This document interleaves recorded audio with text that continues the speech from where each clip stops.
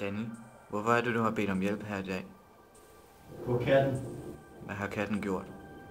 Den sad i bakken ved sin hårde og skid.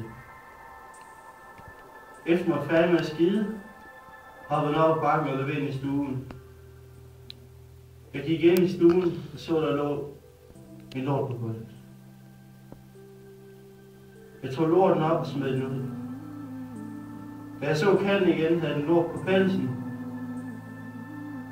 Jeg tror, fordi den lort, den har svinget rundt i røvhånden og ramt på siden af katten.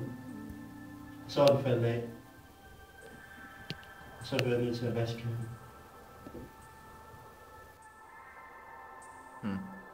Danny, jeg ved godt, det bliver hårdt det her, men vi skal nok komme igennem det.